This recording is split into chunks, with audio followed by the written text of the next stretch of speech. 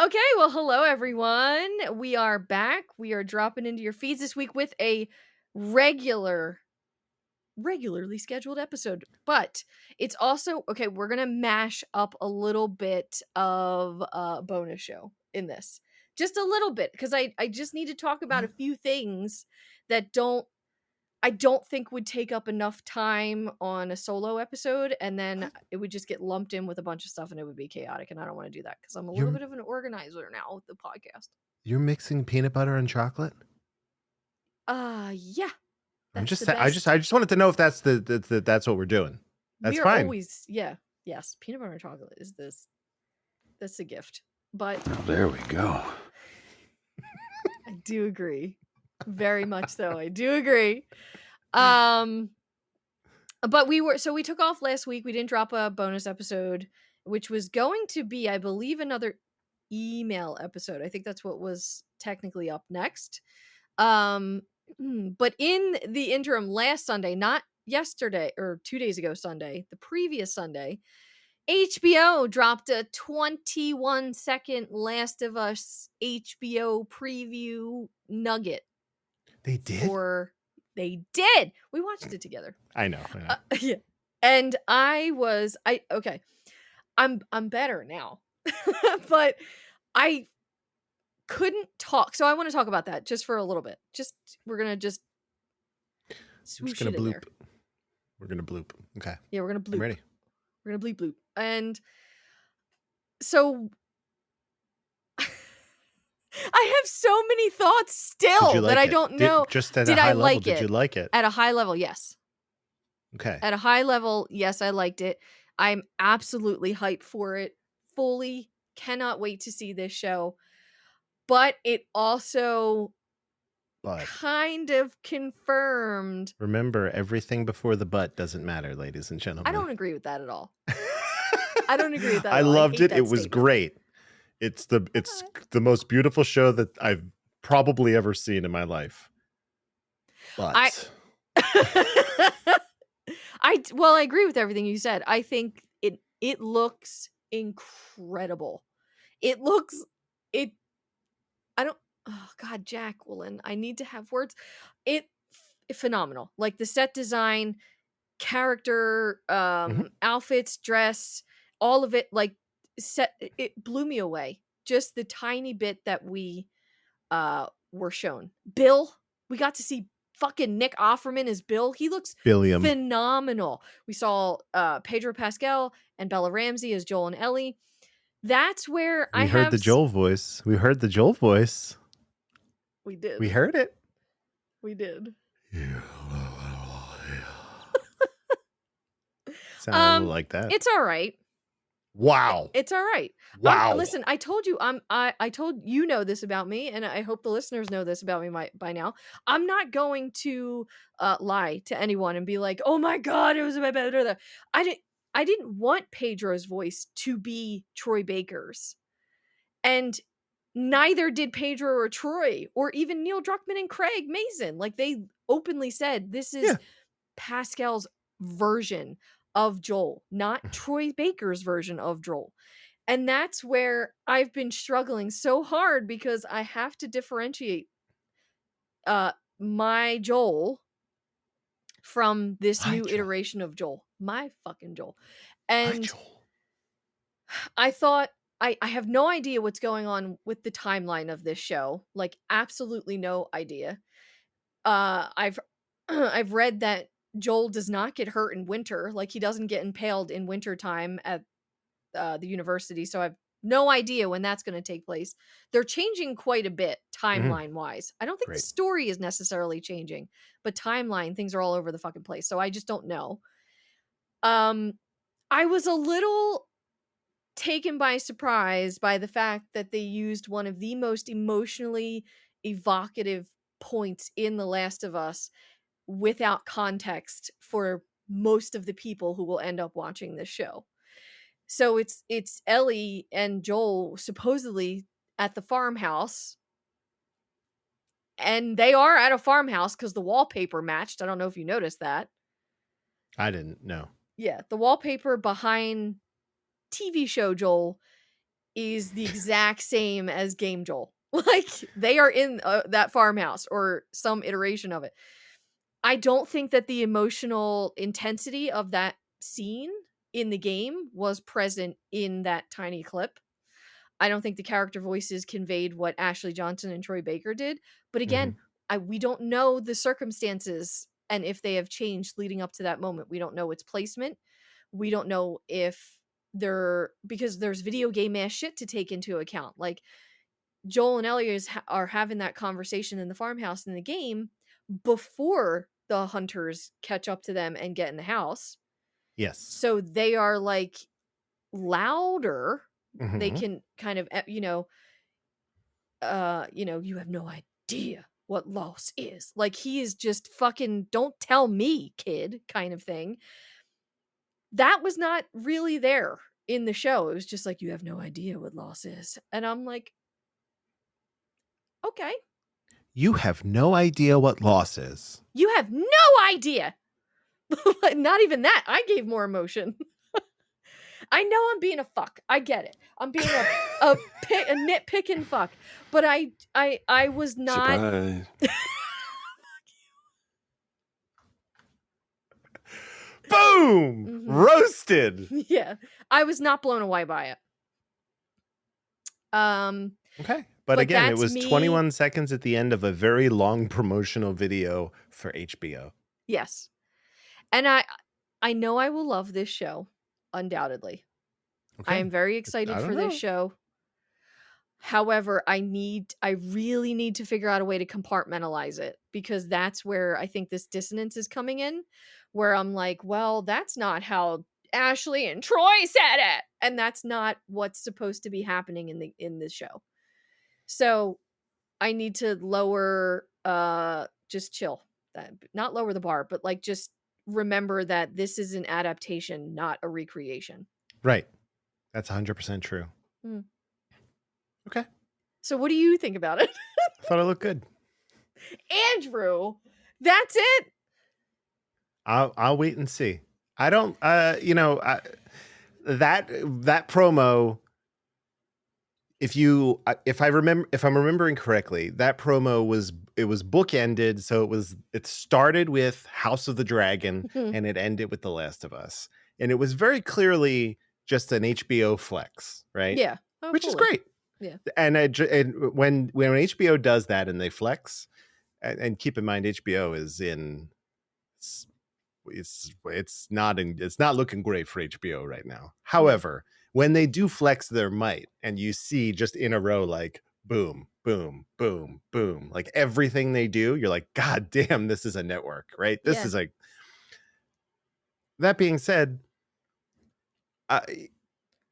we know that we're not getting this show until It says early 2023. but early 2023. So to me, what that translates to is like April at the earliest, Mm. right?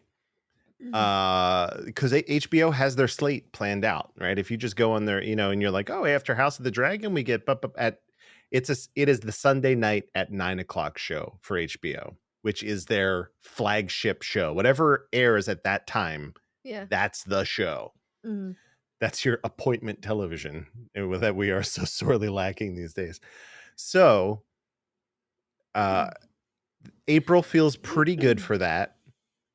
Mhm. Uh but we're so far out from that I'm, that for HBO is some executive or someone in marketing and HBO was like, give us something to put at the end of this promo to get people excited. And they're like, we don't really have a lot done. And they're like, you have to give us something. We Mhm. need 21 seconds to fill. And they're like, this one, that one. Here's a drone shot. And you're like, that's all we Bill. need. We'll make it work. I don't know. That seems willy-nilly. It doesn't. No, don't get me wrong. I'm sure that there's a lot done, but there is a mixture of between what they are willing to show, what they have ready Mhm. in terms of like polish, and then the what is constrained by time, right? Mhm. So they're going to give you something that is um that gets you in the ballpark, right? Yeah. If you didn't But like looking at that trailer divorced from the name The Last of Us, I couldn't tell you what kind of show it was. We didn't see like clickers running Yeah, around. we We did didn't actually.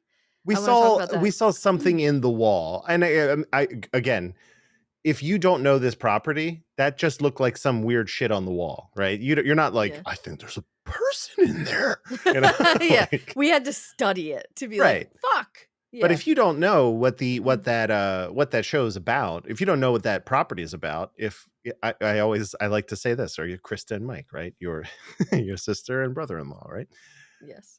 If you haven't been over their house to tell them the story of The Last of Us every time we go over, and they saw that hype thing, they'd be like, I don't know what this is.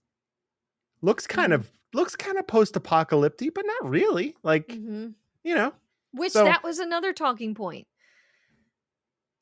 but I was again, that's paying just what attention they're to just yeah. what we're willing just what they're willing to show, right? Mhm. Again, we're looking at shots that didn't have a lot of VFX, that were mostly character focused, dramatically lit, right? Stuff that fits in thematically with the shots of the other stuff we saw. We don't want something that like completely, you know, House of the Dragon, okay, we're going to see a dragon fly by or whatever. But that Yeah, show's done. Like it's on the air right now. I So, know, and we're 2 episodes behind. it's fine. We'll get there. Mhm. Yeah, I wanted to see, and it seems like viewership for that show has actually gone up Yeah, from the first one to the second one. I'm like, that's crazy to me. yeah. Anyway, I think it was good. I am waiting for a proper trailer to really judge it. These little marketing things that they put out, I'm like, oh, this is great. It clearly got everyone excited. And Yeah. don't get me wrong, I was like, oh, I got so all right. I'd like to see Nick Offerman. I liked, Yeah. I you know, Mhm. I like the voices of Joel and Ellie, and divorce it from delivery. I like the Mhm. voices of these two. I think Yeah. they're going to play well together. Okay. So that's where I land on that. I'm excited, but I Mhm. just give me an actual trailer. I don't think we're going to get one until like again, A if lot we're of at people are April, talking about September 26th, which is The Last of Us Day. that's what I would. That would be my thought. Like if for an April show, the way that a marketing team likes to work, I'm Mhm. thinking September, October, right? October works really well because it's spooky season Yeah. and you could show us some spooky shit. And, and people be Spook. like, ooh, as long as they Mhm. just very clearly say this is not zombies, Yeah. then I think we'd be in pretty good shape. So I like Okay. it. I liked it a lot. I was like, this is going to be in Craig we trust. As I've always said, in Craig we trust. Yes, and I still feel that way again. I feel like I have to keep defending how I feel because it's You do. just it's convoluted. 'Cause I feel a lot. Like I'm very excited and I love these actors, but I love the characters more. And t- I'm very protective of them. That's all. That's really what it comes down to. But that's what we were gonna podcast about last week, and it just didn't happen That's because fine. everything in this space changed, and it was like post birthday, had company over the weekend. Like it couldn't happen. So here we are, we're back. We're back. um we have returned.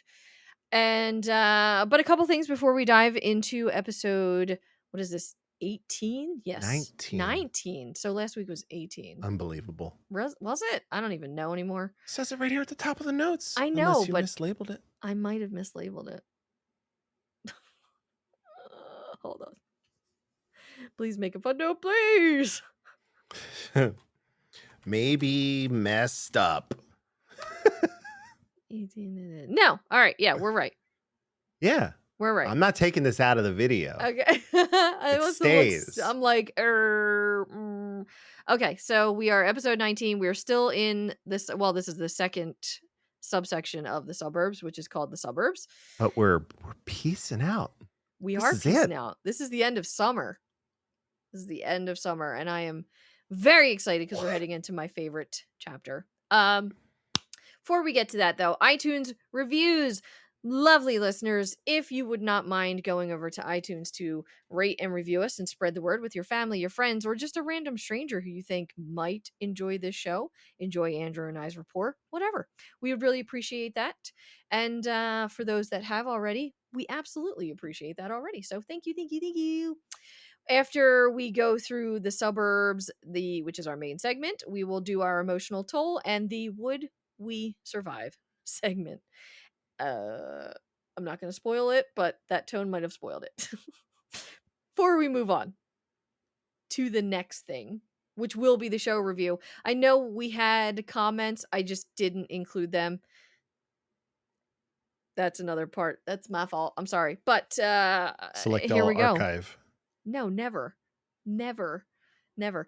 But don't stall. Don't stall me, Andrew, because it's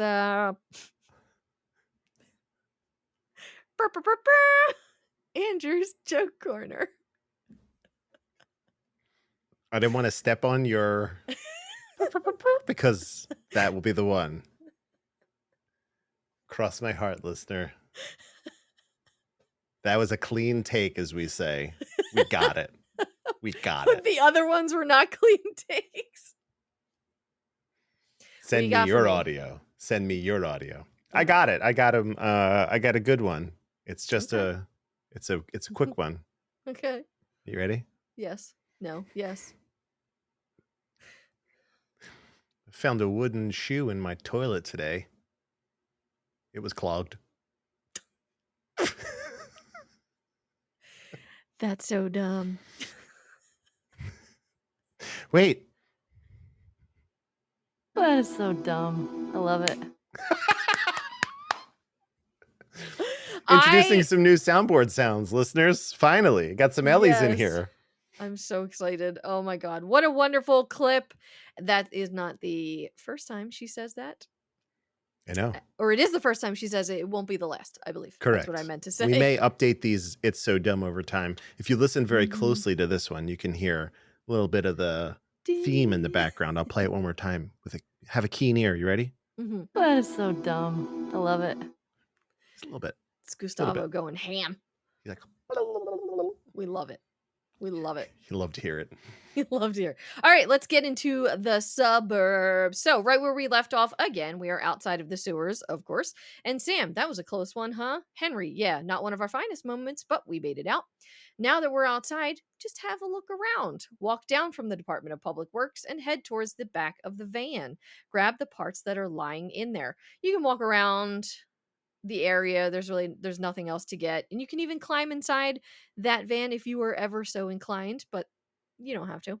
And Ellie will wait up ahead for Joel, just playing with her switchblade, and eventually be sure, of course, to walk down and meet Henry, Sam, and Ellie, and be clear from the foresty Department of Public Works area. Henry says, "Hey, look at that." "Yep, what I'd tell you, huh? Joel, let's find a way around to it." And then there's a little brief pause, and then Joel looks at Ellie and says, "What about you? How you holding up?" "Ellie, business as usual, right? When I was with Henry, I took out a couple infected by myself. You'd be proud." And Joel, he sighs here and then just says, "Yeah." We are now in Waverly Township, and this is in Pennsylvania with a very small population, around 1,800 people as of 2020. I Googled. But it does exist. So proceed down the road past the yellow metal railing and the yellow fire hydrant. And as always, Naughty Dog is very good at directing us without outright directing us. Now, I tend to take the first house that you can enter on the right. I'm assuming everybody does. That's just kind of the flow of it and what they want you to do. And once in there, Sam, it was pretty intense back there, huh? Ellie, oh yeah, totally. Sam, so how did you two end up together? And this is referencing Joel and Ellie. Ellie, oh, a friend of mine, Marlene, asked me Asked him to take me to the Fireflies. Sam, you seem to get along well. Ellie, yeah, well, now I just boss him around. Isn't that right, Joel? And I love that Joel completely ignores that. But in the silence, Sam and Ellie stand up from the couch and begin to walk around the house. And Ellie, what was this place like without infected? I can't even imagine it. And they are in the living room. And of course, we have more books. And we have several copies of Home of Evil, Kingdom in the Kitchen, A Jade and Austen, Swim Away, which there are 2 copies of that, it looks like, and Baby Shadow again. We also have a real people photographs all around this room on the bookshelf, as well as regular shelves on the wall.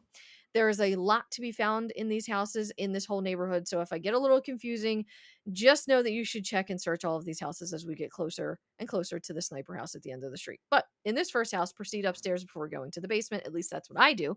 And then go into the bedroom and check out the bookshelf again. So stay with me, people. We have Undersize, Kingdom in the Kitchen, World of the Ocean, Year-Round Xmas, Together in the Light Volume 1, Together in the Light Volume 2, Together in the Light Volume 3, Hawaii, Easy C++, Awesomeness in a Jar, A Walk in the Hills, A Jade in Austen, Heavy Eating, How to Be a Stealer with the tagline, Getting Away with It, 1001 Ways to Cook Squirrel, Living Mm. Healthy, Smiles for Society, Dead Waters, Streak, just Streak, and Not So White Snow, Baby Shadow again, Dancing with Clowns, Photography for Noobs, Drawing the Human Body, Volume 1 and Volume 2, How to Draw Criminals, Drawing Like a Computer, Not a Children's Story, Swim Away, and Home of Evil, the classic one. So there's a lot of interesting book choices on this shelf, and we will talk about those shortly. But Desert for Island now, book. You got to pick one. Go. shit. Desert Island book. Um, I guess Dead Waters. Like if I'm on a desert island or year-round Xmas. I love Yeah. Christmas. I'm a going Christmas Dancing bitch. with Clowns on this one. Get out. Gotta Oh go my Dancing god, I with keep Clowns. snorting. It's awful. I'm sorry.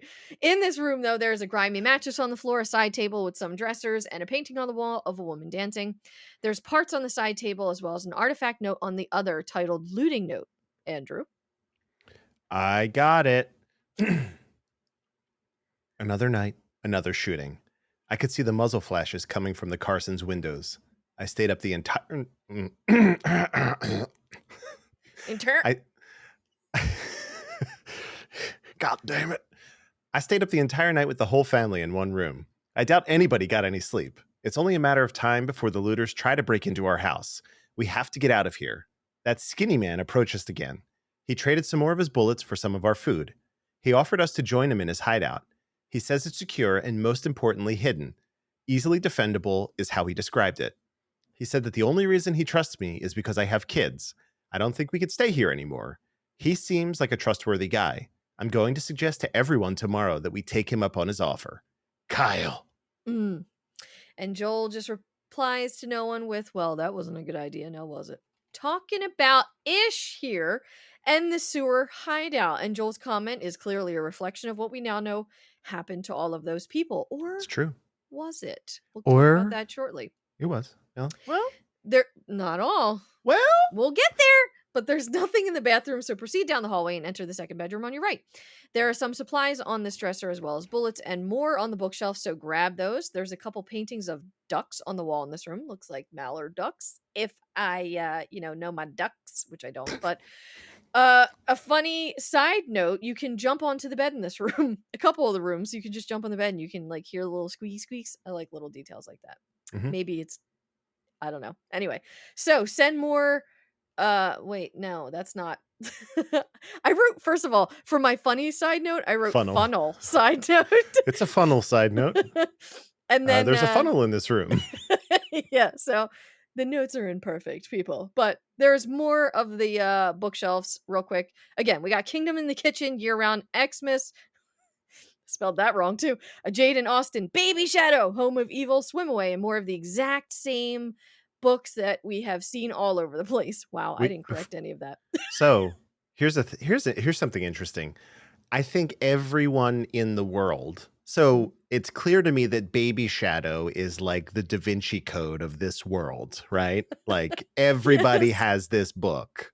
And a Jade and Austen. And a Jade and Austen. That must be the angels and demons of this world. Like it's all written by their Dan Brown. So Do you think they're going to keep that mostly the same in the remake, or are we gonna get other books here? I'm sure that these books will return, and they'll have much higher quality cover art, and we'll see them because some of them are, as we've discussed, seem pretty on the nose about, like, what they Yeah. mean. Yeah. But I'm just curious if you think, like, when you go into this house again in 2 days, right? 3 Mhm. days, uh, 2. 2 days, are you gonna be seeing everybody have baby shadow? I think so. Okay. I think so. I That's think some of exciting, I hope the so. it's exciting. I agree. We'll talk about the remake at the end of the show because I can only talk about one thing before I explode, and it was the HBO show at the beginning, remake at the end. So Yeah. yes, more of the same books, but once you're upstairs and on the first floor of the house, and you're done there, go back down to the basement, grab any supplies that you can while you're in there, and then head outside out back and then make a right. Now, this is just to double back past or to go to the stuff that you passed on the street that was inaccessible from the street, the front of the street. But there's nothing there in the alleyway or between the homes or anything like that, and it's all boarded up and accessible. So turn back around and go to the house on your left. Go up some wooden stairs in through the giant hole in the kitchen, and this prompts Henry to start talking. Henry, I was just 5 when cordyceps hit. My memory is pretty hazy, but I remember living in a neighborhood just like this. And Ellie jumps on the opportunity with, what do you remember? Henry, barbecues. Parents, they would throw these crazy big barbecues and invite a ton of people. You know, I remember the smell more than anything. Weird. And after Henry and Ellie finish talking, loot the kitchen, grab anything you can. But there's writing on the wall in this kitchen that says, "Don't drink Ed's tea. It has the virus." And yeah, so we were always small-minded. Noted. But there's a case of Atwood beer in the kitchen, as well as some cleaning supplies and soaps, organic granola, and health boost if needed, along with the other stuff. So Paul's here for just a moment so we can talk about some things. So Joel sighing when Ellie talks about how he'd be proud that she, quote unquote, took out a couple infected, can be read clearly through his emotions.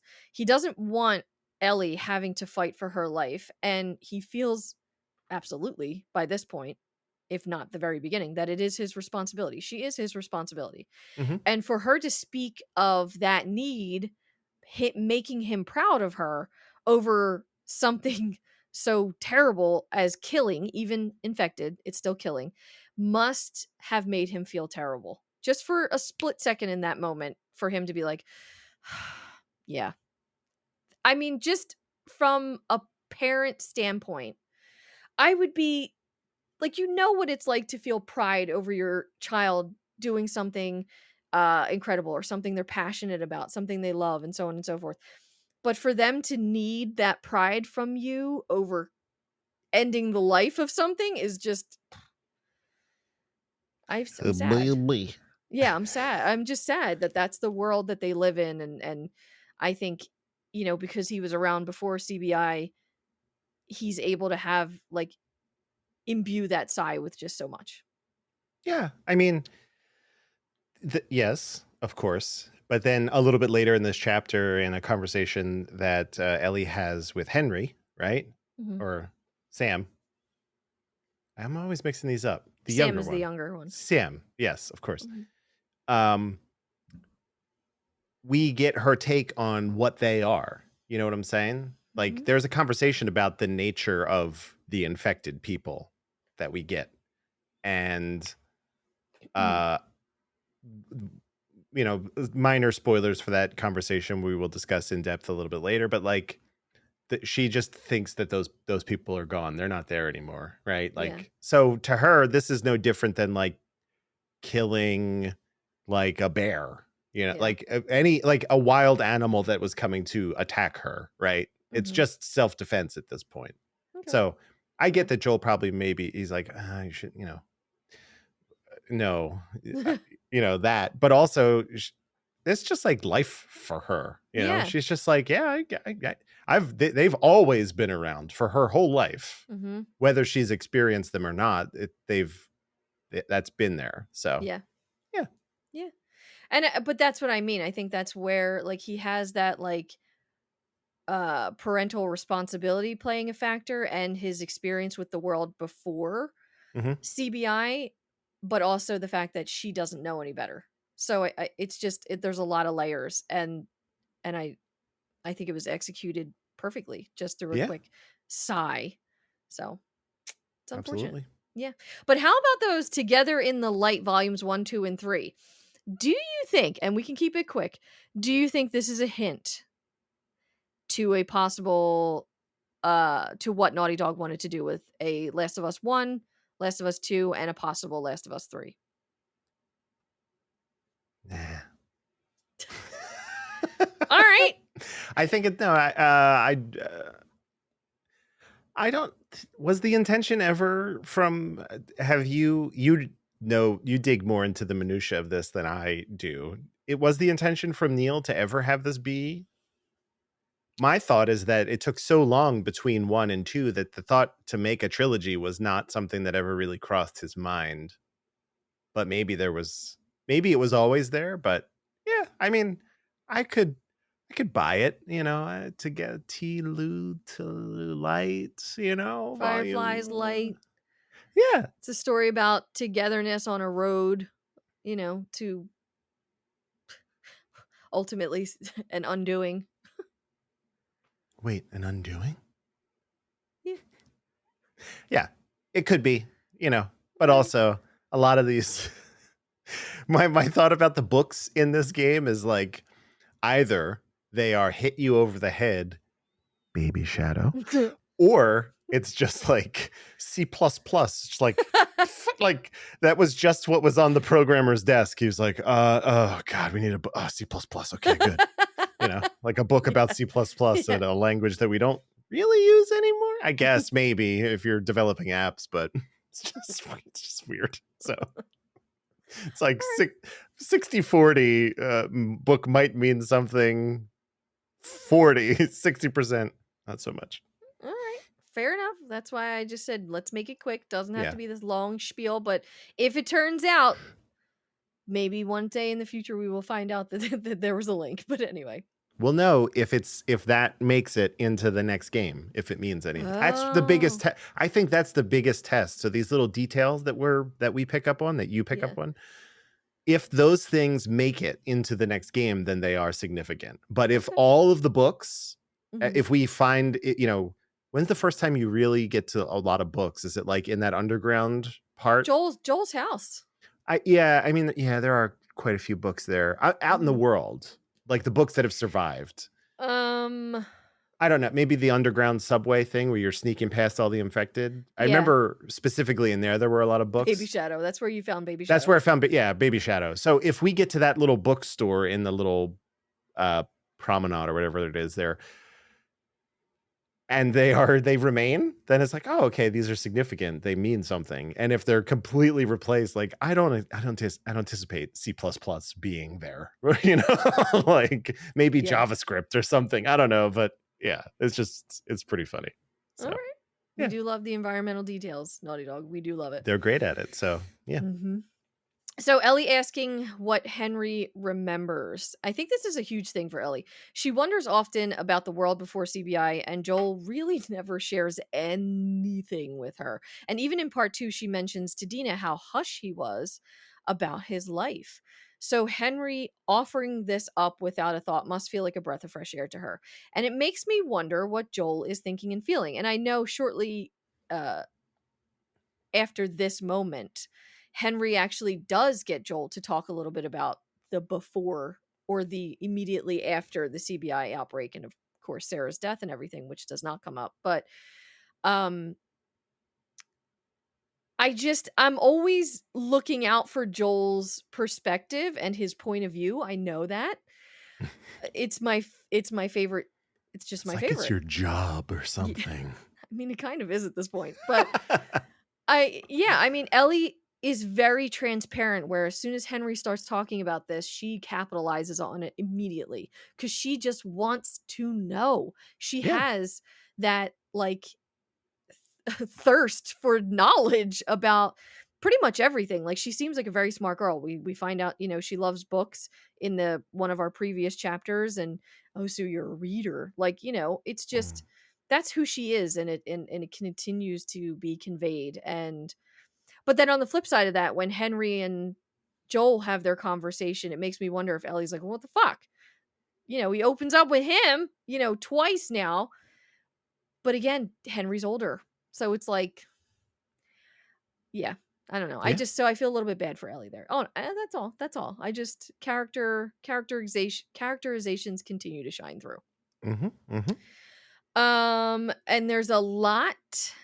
This is the last note in this section. There's a lot to these houses, but it tells us of the world in a different way. Not like Ishizu were living, and not folks who were forced to live in a QZ or separated from one another, leaving notes behind, but the time between and after that, essentially. So this place feels like the folks who, quote unquote, wanted to wait it out. And it was the small town, a town small enough, rather, that I think Fedra and the government ultimately were not bothered. Yeah. So, and it's neat because Waverly Township in 2020 had 1,800 plus people on their census. So in 2013, well, 2010, because they do it every 10 years, maybe that number was like 1,200, And I just think a small town like that, they would be less inclined to force those people out. And now we see what happened.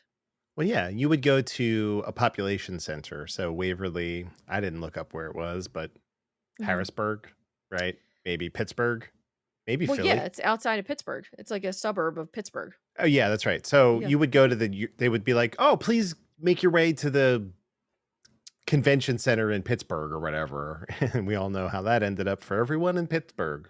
Yeah. So, yeah. All right. Yeah. Well, that's interesting. Waverly is, What? Waverly. I just looked it up. I was just curious. The Waverly I found, maybe there's one outside of Pittsburgh, maybe. But the one that I found is on the opposite side of the state. It's like north of us. It's in Lackawanna County. Oh, that is the one that I found. Shit. Interesting. So definitely, those people actually might have been told to go to New York even. Yeah. We get it. Yeah. We don't want to. Small town. Right. It doesn't even mean that Waverly could have just been, just give me the name of a place in Pennsylvania. We'll figure out the rest later. It's fine. Yeah. Yeah. I mean, who's paying attention to the details as crazily as we are? And now I guess our listeners, but no one. Oh. Yeah. Oh my gosh. But it'll be fixed in the part one. It'll be fixed. It won't be Waverly. It'll be some other thing that's right outside of Pittsburgh. If it is, oh my gosh, I can't wait to update about all of this. So someone's like, we need to fix this grievous error. Waverly is on the other side of the state. What the hell? I'm sure there's two. I'm sure. Yeah, it could be small town stuff. Yeah, it's fine. All right. But outside of that house with the giant hole in the side is more giant writing on the siding. And it says, I have a gun. You loot, I shoot. We'll shoot to kill. And I think they mean business, Andrew. So cross the street to another house with boarded up windows and a door, plus more graffiti. I'm armed. No trespassing. We'll shoot on sight. Sam, will shoot on sight. Lots of friendly people lived here. Henry, first few months after the outbreak, they had a lot of looting. Everyone got paranoid. You remember any of that, Joel? And this prompts a dialogue moment with some history. We love it. And Joel, yeah, everyone barricaded themselves in their homes. Then supplies started running low. That's when you saw what people are really capable of. And after this rundown, that's not the correct inflection. So after this, run down the street towards the ice cream truck. And we've been hearing barking for a few minutes now, but Ellie finally acknowledges it with, oh, doggies. Joel, you're going to want to stay away from those. It's not like in the zone. These are wild. And run to the ice cream truck, and Ellie will stand beside it. We have this audio if you want to play it. Oh, yeah. Here it is. What is this? Oh, this is an ice cream truck. An ice cream truck? Yeah, Henry told me about these. They sell ice cream out of the truck. What? No way. Joel? That's true. This thing would drive around and play real loud, creepy music, and kids would come running out to buy ice cream. You're totally fucking with me. Serious. Man, you lived in a strange time. Told you so. And dear listeners, that's where I got this piece of audio. You're totally fucking with me.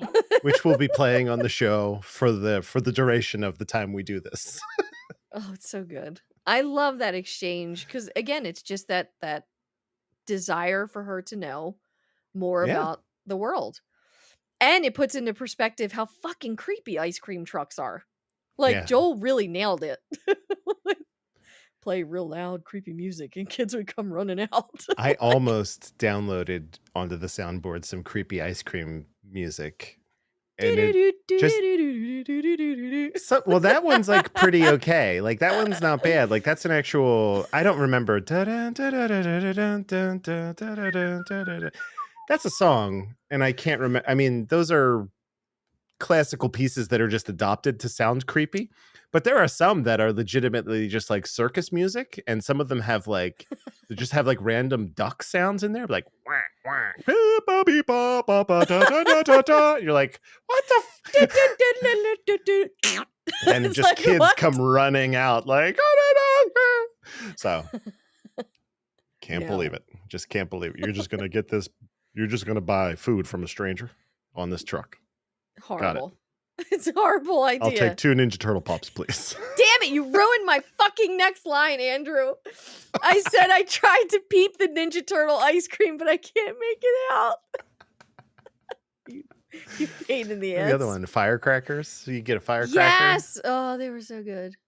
Those were they? were the days. Firecrackers are legit good because it They was are good. cherry, lemon, Lemon. blueberry. So Yeah. those are 3 stalwart flavors Yeah. of popsicle. The all in Ninja one. Turtle was not that great. No, and it the was bubble gum awful. was stale and break your teeth. It was who thought it was a good idea to be like, yo, how about this shitty green sherbet though? And guess what? It'll be a different shade of green depending on which turtle you get because they were different colors. Like, oh God, I got a Donatello. It looks like Vom. I guess I'm eating this anyway. Yeah, I know. Every time. Every time. The most disconcerting thing about a Ninja Turtle Pop, as far as I can remember, is that so you had like the purple for Donnie or whatever, and then like he was green. And it doesn't matter what color you bit into, it was the same flavor. You're like, I don't understand. It's just my brain. I just feel like it should be different. Yeah. And it's just like it's just consistent. And they always looked like cereal murder ice cream pops by the end because it was 1,000,000 degrees during the summertime. So they all like they would just like orange would melt down into the green and then it would just melt down into your hands. If it was Raph, he'd start crying tears of blood just down his. Oh God! Oh, this God. is a nightmare. So yeah, that's our childhood. Sorry, You're Ellie, you welcome. missed out on that. You're welcome. Oh my gosh. But from here, make a sharp left and head towards the garage with the workbench. But before going in to use the workbench, head into the house because there are more parts to get in there first. And this house has a lot of the same stuff from the previous house, but after you grab the parts, go back out to the workbench first before finish going through the house. I know I'm going back and forth, just stay with me. But in this workbench, there are fairly clear pictures of, well, in this garage rather, there are clear pictures of a football player and a hockey player on either side, along with a bunch of magazines on the ground. Some that say eat wrong in the Berg and more that I can't fully make out. I'm sorry. But notice this on another house, but there are markings outside on the brick wall, and it just says number 22, 11-01, rats, and then 1-2. And is this some sort of military code or Fedra thing, or is it hunters marking what they found? I don't know. But either way, they're on several different houses all around this particular area.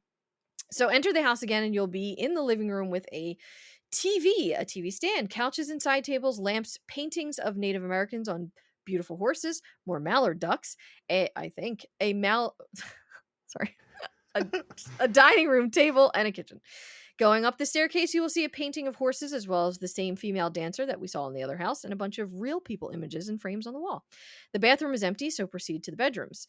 Bedroom on the left has an artifact titled Father's Note. Andrew. Kara, you're the adult while I'm gone. Take care of your brother. He's looking for you. He's looking to you for protection now. I won't be gone more than a few days to gather food and supplies. If for some reason I haven't returned after a week, take your brother and head to the Pittsburgh quarantine zone.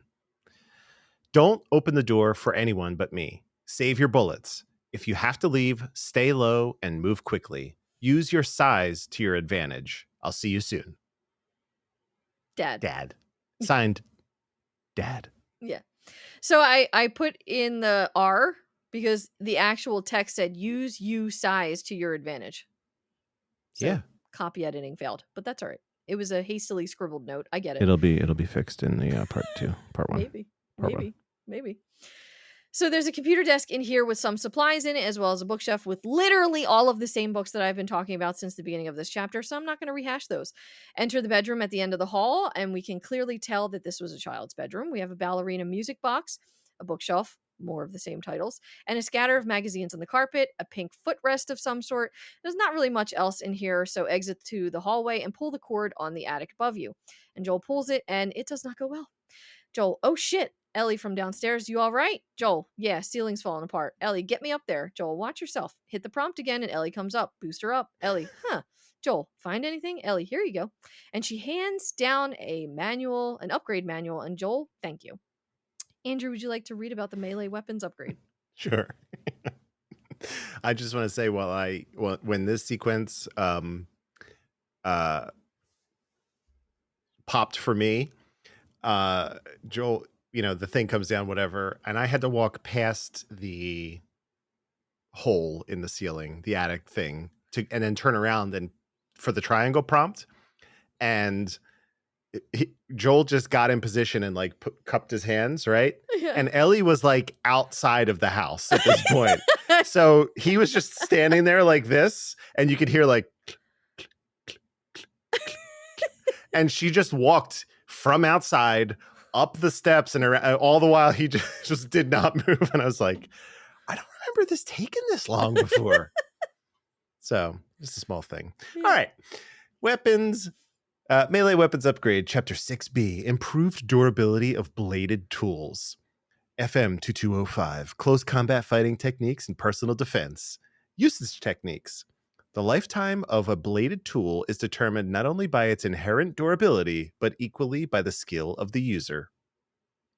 In general, the tool should be applied to the softest part of the target, e.g., a pickaxe should be aimed at the ground beside a rock and used to lever it out, not at the rock itself. 2. Swing the blade alongside a consistent plane. Impacting the target at an angle will weaken the blade. And 3. If the blade becomes lodged, apply gradual pressure at an angle parallel to the plane of the cut. Lateral pressure can weaken the joints or cause the blade to fracture. Mm. The Learning. more you know. Yeah, out here learning. So exit the house and make an immediate right and enter another house right next to it. Grab the spare parts on the table and any other supplies you might be able to find. More of the same in this kitchen, beer, cleaning supplies, etc. However, there is instantly a different vibe to this house.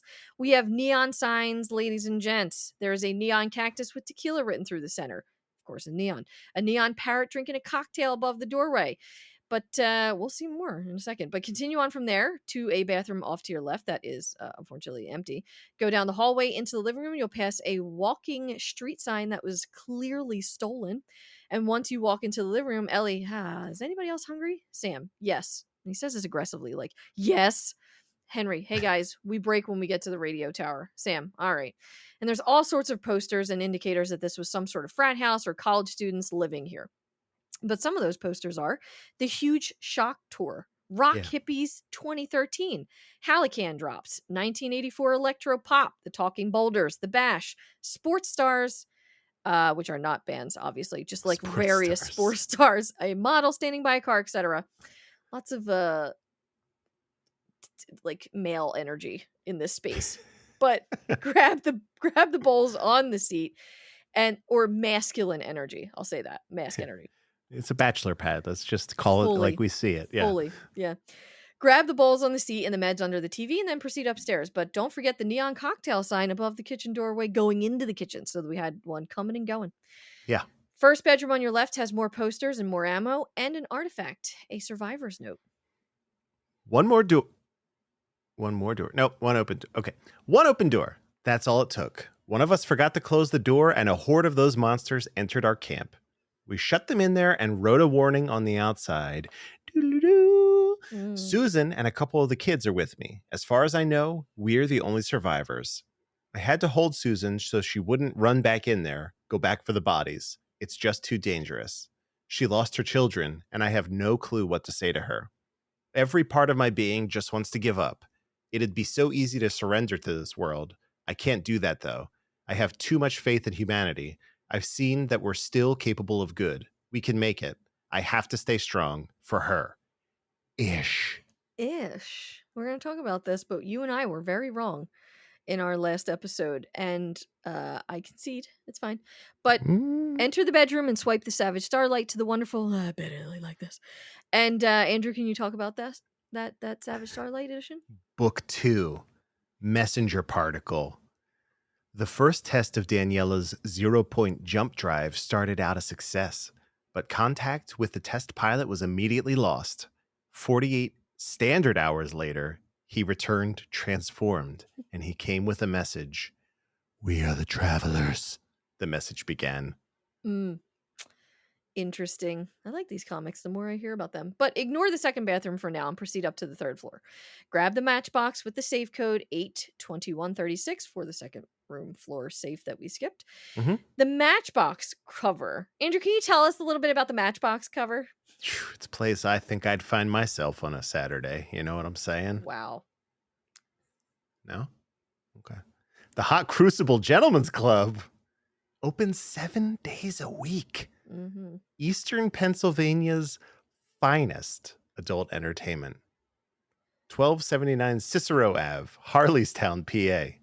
Food, wine, cocktails. You'll love Gentlemen's clubs famously have great food, wine, and cocktails. You've been to a lot of gentlemen's clubs? Pro tip. You know. Congratulations, guys. You've done it. Yeah. Eastern Pennsylvania's finest adult entertainment. Eastern, yeah. Oh. Eastern Pennsylvania. Right. Why would that be out there? Well, maybe he traveled there. Interesting. Because it is the finest in Eastern Pennsylvania.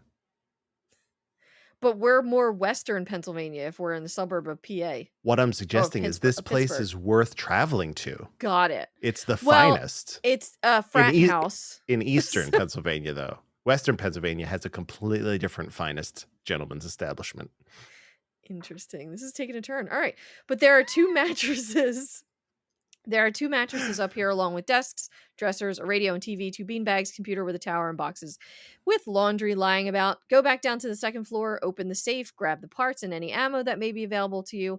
And there's more posters in this room along with beds, desks, dressers, lamps, and more in here. And more Helican drops posters. So come downstairs and Ellie darts. Right. Henry. Hey, Sam, be careful. Sam. Yeah. Okay. I'll go first. And, he plays darts with Ellie here. So Ellie throws a dart with a boosh. I am a natural. And Ellie and Sam go back and forth here talking about luck and ribbing one another as they play. And there's 1 dart left on the seat after Ellie and Sam are done playing together, and Joel scoops it up and throws horribly. Doesn't even make the damn board. This flies in the face of make every shot count, Joel. I just got to talk about this for a second. He hits the wall. It's not even close. I know. I think he doesn't even hit the backboard. I am unbelievable. disappointed. It flies in the face of everything I know about Joel. I am shooketh to the core about the way this man throws a dart. First of all, did you see? Again, it'll be fixed in part 1. Don't worry about it. Did you see how they hold the darts by the back near the flight? That's not where you hold it. Yeah, that's not where you hold a dart. And then he basically went like he did like one of these. You got to watch the video at this point here. You know, about an hour 7 into the video here, but he kind of there's a little flick of the wrist at the end that really is not necessary, and what ultimately puts it in the wall. I digress. I apologize. Just had to express my disappointment. It's okay. I'm not often disappointed by Joel, but God. Oh my god. I mean, he had to have a flaw someday, you know? Yeah, his fatal flaw is I'm terrible at darts. Hey, I can subscribe to that. That's fine. Right. That's the only one. That's it. So You just never want to be on his yeah. He's the opposite of Ted Lasso. So that's all we'll say. yeah, no barbecue sauce for Joel. I can't. But Henry, there'll honey come mustard. a day. Yes. Henry, there'll come a day where kids can just be kids again. Joel, let's go with a very whispery voice. And after this, go out to the street where the dogs are and down until it dead ends. Henry spots a firefly emblem on the retaining wall and says, "Fireflies were here." Joel, yeah, by the looks of it. And Henry, how are we going to find them? Joel, I know a guy. My brother, actually. He was a firefly. Last I heard, he was in Wyoming. We get there, we find him, we find the fireflies. What do you say? You in? And Henry, sounds like a good plan, man. And also down here, Ellie whips out her joke book to cut Okay. some tension. I have this audio.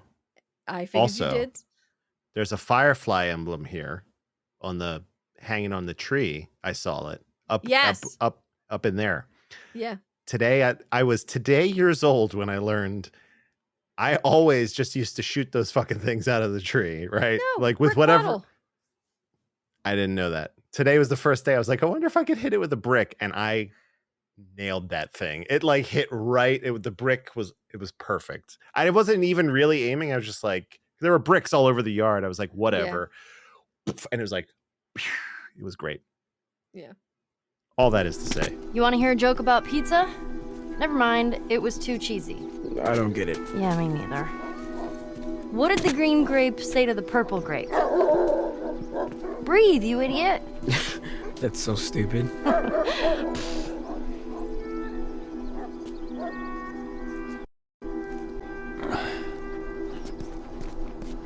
All right, I got a joke for you. Let's hear it. Why can't your nose be 12 inches long? I don't know, why? Because then it would be a foot. That is so dumb. I love it. It was a good joke. It was also it was an LES joke. It was an LES joke. And but yes, after that, run up to Firefly pendant, and then run up the street one more time, and you will pass a house with green graffiti on it that says F/N no dog seen. Not really sure. We're going to take a brief pause there. So, Henry getting Joel to talk about the before. It really is a reminder that it would not take much for our civilized society to crumble. But hearing Joel mention even the tiniest bit of what happened in the ensuing weeks, months after the outbreak day, I absolutely love it. And I really love that it was a quick one-off. I mean, that's a weird statement because I want more, but I do love still that it was a quick one-off after Henry's conversation in the house across the street. Because it just made me feel like he was still thinking about that time. So it wasn't too much for him to be like, oh yeah, that's what you really saw what people were made of. Like all this graffiti on the walls that like, I will shoot you if you approach my domicile. But I really truly would love those years, those 20 years. And it's funny because I never, I love The Last of Us Part 1 so much because it's Joel and Ellie's journey. And I always had this hang up in my head where I was like, do I really want the 20 years apart? Or 20 years between Sarah's death and then The Last of Us? Yes. But now I want it more and more and more. So, Naughty Dog, if you could please just do that. You guys aren't too busy now that you actually finished up the Part 1 remake, so if you could just go back and do a Part 0, that'd be great. Yeah, a Part 0.05. But yes, so I love it. I know everyone talks about the fanfic dirt, and we've talked about it a lot on here. Again, I will never dismiss fanfic. Never, ever, never. Fanfic is better than 90% of books that are actually published, and I will stand by that, and I will die on that sword. However, it's not official canon, so it's like, while it could be better than canon, I have no doubt there are many fanfics that are better than canon by far in many fandoms. All fandoms, probably. But I just would love to know their, and by there I mean Naughty Dog, their interpretation of those 20 years, and just the breakdown between Joel and Tommy, how he met Tess, how he ended up in Boston, just all of it. Please. So, Give it moving to on. me. You can tell I'm not talking about you. The notes talking about how the adults needed to leave their children to care for their younger children, heartbreaking. And it makes me muse on, which is weird. Take a walk with me for a second. It makes me Okay. muse on, if Sarah had survived, what sort of life her and Joel might have led all those years after the outbreak. Again, this would be an alternate universe canon, but I I say that, but I firmly believe that Joel probably wouldn't have survived all this time had Sarah been alive. I just think, I don't know. I hate to say that her death ensured his survival for 25 years, but I do believe that. I think that could be a bonus show topic conversation. I don't really want to get into it, but it does make Put it me in the notes. wonder. Yeah, it does make me wonder um what type of person Sarah would have turned out to be, because I just think these kids that are like, okay, well, look after your brother and your sister while I'm gone looking for food and supplies. If I don't come back in a week, you have to go. And like, that changes kids on Mhm. every single level. So it makes me wonder what Sarah might have been like, 4 or 5 years into the outbreak. That's all. Yeah, it's a good thought Uh experiment. Yeah, I do love a good thought experiment. And speaking of Sarah, Halican drops. Halican, whatever. This is the band that Sarah was wearing a band t-shirt of this band the night that she died. So again, more reminders to serve that she existed. She was Mhm. an enormous part of his past. No matter, do I want to say the quote? Like, no matter how hard you try, you can't outrun your past. Which comes at the end of The Last of Us. He says that. I guess no matter how hard you try, you can't escape your past. That is the correct verbatim quote. But Yeah. um, yeah, all these little drips and drabs of Sarah throughout the game up to this point continue to happen, and they will continue to happen up until pretty much Ellie hands him that photo, and then I guess the healing starts. Anyway, okay. What I really want to talk about, I know I'm all over the place because I'm like trying to get to the next point because I'm so excited to talk about this. Yeah. So, Andrew and I, listen, we remember a lot of this game, but remembering future notes for chapters we haven't played yet, or done the notes for, or haven't done the notes for yet, I'm not going to remember the notes. I'm just not. Mm. So, things that we say in episodes will turn out to be wrong sometimes. And absolutely, you and I were dead wrong when it came to Ish and the sewers, the people of the sewers, Okay. because Ish made it out with Susan and a couple of the kids, not her children. They Sure. did not make it out. And I'm assuming they were with Kyle, who ended up dead on the floor. Remember Kyle's meatloaf? That was the Kyle, the note. This Kyle. I wanted meat. Okay, yeah, I understand. I remember. Kyle's weird. Yeah. Well, we're never gonna get that recipe now because he's bones. But we were so wrong about it. But yes, a part of me can't believe we like collectively forgot about this. But I can believe that I forgot it, for the record. yeah, I know.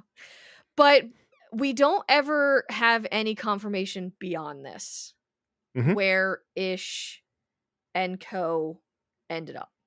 Right. At least right now, there is nothing beyond that. Maybe Ish ended up in Jackson. I don't know. Whatever, we will get to that when we get to it. If we're wrong, we're wrong. However, I had this little tiny thought in my brain Okay. that I couldn't escape me. What if Ish turned out to be the sniper? You're totally fucking with me. Oh my god. You've been waiting to do that. I have been. Yeah. Because Mhm. you brought that up to me when you played the section, but before I played the section. Yeah. And so I went in open to that idea, thinking, okay, I'm going to, when an idea like that is presented, it's like when you watch a movie and then someone tells you maybe like what the movie's really about. You're like, huh. Then you go back and you watch the movie again with that new context, and you're like, Mm, oh, I like this movie more, or I like this movie less, right? yeah. I went in with your context of maybe this sniper is ish, Mhm. right? And The guy was thin. yes. Mhm. However, I'm going to disagree with you on this one. I don't think it's him because everything that we have learned about Ish up to this point suggests that he is a fierce fighter, Mhm. which I can understand, Mhm. a good shot, but also not not this quick to not this quick to kill, right? Like basically the moment you get in his eye line, and at the time you are traveling with 2 kids, he takes a Mhm. shot at you. So my thought is twofold. One, Occam's razor, it's not him. 2, if we want to say it's him, Mhm. he's been changed, Oh, that's which where my is point will come in. possible because of all of the loss he has experienced. Mhm. But at this point, there's no differentiating him and the other survivors because there are multiple people that you will encounter in that sequence. They're just raiders now. They're just Hunters. scavengers. They're just, whatever. Mhm. Um, they're no different than the other baddies that we've run into throughout this game. But I That's think all that that's that's my thought. Yeah. yeah, I think that's my point though in why my brain went there. Because we see what happens to Ellie in part 2. We see who Ellie was in part 1 Yeah. and how she had that hope and she had that trust in a higher good of Mhm. mankind and people, and that is thrown completely out the fucking window because of what she loses in part 2. And then she continues to lose in part 2 with every single person that she kills in this revenge quest. And I think it, even though it's a minor story, it's a minor side story that you could completely miss if you don't give a shit about the art or the It's true. artifacts. Yeah, yeah. Even though it's a minor story, I can believe that this guy, this sniper was Ish, one because the physical qualities that have been depicted several times in multiple notes talking about him being a tall, thin man. The guy was tall and thin Yeah. and died very quickly. So I mean, I don't necessarily think he's Joel good. whooped his ass. Well, yeah, Joel definitely whooped his ass. It's believable to me that, he was on the harbor, whatever, for a couple months when the CBI outbreak took place. And then he comes on land and sees that it's just a bunch of bullshit and humanity is fucked. And then decides to live in the sewers and connects with people again and Mhm. then loses all of them. And And is pushed out into this neighborhood. yeah, he's pushed out into his neighborhood. But the thing is Ish clearly has leadership qualities. So this guy was like the big baddie. And that's kind of what makes me think that his loss turned him into this revenge monster who ended up leading that group of hunters we've been fighting since we arrived at Pittsburgh. Yeah. Yeah. I mean, Sad. that'd be a bummer for Ish, man. You know? I mean, clearly this is the guy in charge. So whether he, Hmm. took his people skills and leveraged them to run this community, it would Hmm. be much clearer if it feels like it would be much clearer to me if we knew the timeline. Yeah. But we don't, and we never will. Um, but I could be convinced. I could. I'm not ruling it out. I'm not ruling it out Hmm. entirely. Yeah. My initial thought is, mentally, that ish we knew is gone, right? Like that person doesn't exist anymore. Yeah. So, if that's the case, yeah, It's I sad. Yeah, it's sad. It is sad. It's sad. And we may learn more about Ish in the near future with Tommy's Dam and more artifacts. I legitimately do not remember. So don't hold it to us. That's all I'm Right. asking for. So What we say here is just taken in the context of what we know so right far. now. Yeah. The At story least so for far. me, because I can't remember the future. You understand? I just realized that my fan is on. It doesn't matter. I don't hear it. I'll clean it up in post. It's fine. I don't hear it. Oh, good. All right. So Ellie's joke book did not trigger for me here because I think I might have took too damn long doing all the other things. Unbelievable. But I hope I was able to get all of the jokes for that final segment of her punny jokes. And you had the audio, and that was all of them. So I feel good. That was it. I feel really good. So one final section here. Get ready for a shit storm. Oh my God. Get ready. Jump down the broken stairs, and boom, we are thrust into a cutscene. Get out! Fucking sniper. Did you see where it came from? Somewhere down the street. All right, now, y'all stay here. No. Before you start, I need you guys to keep him busy. I'm gonna go around and see if I can't get the angle on him. Okay. Hey, be careful. Oh, I know. Quick cutscene thoughts. The pace speeds up here exponentially. And again, there's a great balance with absolutely nothing happening in the houses. And you could literally be there for the whole fucking game if you wanted to. And nothing will happen. No infected, no runners. I live here. Yeah, this is where I stay I live now. here on Sniper Lane now. Yeah. But as soon as you jump down, boom, you are in a fight until the end of, until the cutscene at the end of the chapter. But Ellie instantly protesting because she knows Joel is going to be up to do some Joel shit. And then, of course, her care. Ellie, your care is showing with a be careful. And it's a very quick scene because it is time. Now, before I start going through this entire fight sequence with Joel battling his way to the end of the street to take out the big baddie, I want you all to know that I will be playing through this twice. So I'm going to be going up. Well, at the time I was writing in present tense. So I went up both the right side entirely and I went up the left side entirely. What? I did it. I did it for people. I zigzagged. I don't fucking zigzag. I always go to the left. All right, let me hold on. The cover of this street is such that it makes the most sense to start going right. Right? I never go right. I always go left. I beelined. So you come out from behind that car and you can go to another car and then into a house. Boom. There's a guy in there. We'll go through it. Or you can go left, jump up the retaining wall, and you're in a house. You don't even have to expose yourself once going to the left. I don't know. It just feels like. No, I think I you're don't wrong. understand. Video games, Look at all this choice we get, all this free will. All right. All right. So I'm not going to cover every single home layout or this or that, but any things of note, I will talk about them because we are being we as Joel are being hunted, and there's really not much time to dilly-dally. And like I just said, usually I take the left-hand side and fight my way up. But for this round, I went right, and then I double-backed, and then I went left. So first house, lots of supplies, and the guy is constantly yelling at you all throughout.